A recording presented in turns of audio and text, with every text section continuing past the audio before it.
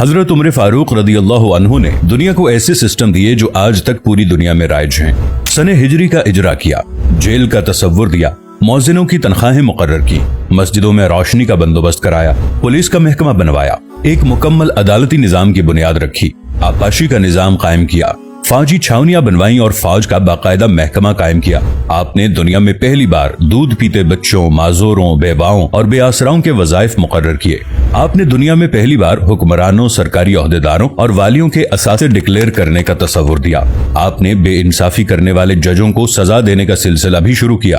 आपने दुनिया में पहली बार हुक्मरान क्लास की अकाउंटेबिलिटी शुरू की। आप रातों को तिजारती काफिलों की निगरानी करते थे। आप फरमाया करते थे, जो हुक्मरान अदल करते हैं वो रातों को बेखौफ सोते हैं। आपका फरमान था कि कौम का सरदार कौम का सच्चा खादिम होता है। आपकी मोहर पर लिखा था, उमर नसीहत के लिए मौत ही काफी है।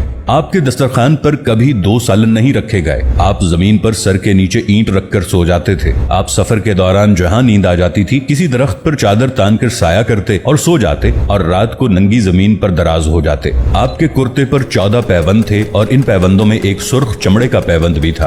आप मोटा खुरदरा कपड़ा पहनते। आपको नर्म और बारीक कपड़े से नफरत थी। आप किसी को जब सरकारी ओहदे पर फाइज करते तो उसके असासों का तखमीना लगवाकर अपने पास रख लेते और अगर किसी सरकारी ओहदे के दौरान उसके असासों में इजाफा हो जाता तो आप उसका एहतसाब करते। आप जब किसी को गवर्नर बनाते तो उसे नसीहत फरमाते, कभी तुर्की घोड़े पर न बैठना, बारीक कपड़े न पहनना, छना हुआ आटा न खाना, दरबान न रखना और किसी फरियादी पर दरवाजा बंद न करना। आप फरमाते थे, जालिम को मुआफ कर देना मजलूमों पर जुल्म है। आपका ये फिक्रा आज इंसानी हुकूक के चार्टर की हैसियत रखता है कि माएं बच्चों को आजाद पैदा करती हैं, हमने उन्हें कब से गुलाम बना लिया। फरमाया, मैं अक्सर सोचता हूँ और हैरान होता हूँ, उमर बदल कैसे गया। आप इस्लामी दुनिया के पहले खलीफा थे जिन्हें अमीरुल मोमिनीन का खिताब दिया गया। दुनिया के तमाम मज़ाहिब की कोई ना कोई खुसूसियत है। इस्लाम की सबसे बड़ी खुसूसियत अदल है और हजरत उमर फारूक रज़ी अल्लाहु अन्हु वो शख्सियत हैं जो इस खुसूसियत पर पूरा उतरते हैं। आपके अदल की वजह से अदल दुनिया में अदल फारूकी हो गया। आप शहादत के वक्त मकरूज थे, चुनाचे आपकी वसीयत के मुताबिक आपका वाहिद मकान बेचकर आपका कर्ज अदा कर दिया गया और आप दुनिया के वाहिद हुक्मरान थे जो फरमाया करते थे, मेरे दौर में अगर फुरात के किनारे कोई कुत्ता भी भूख से मर गया तो उसकी सजा उमर को भुगतना होगी।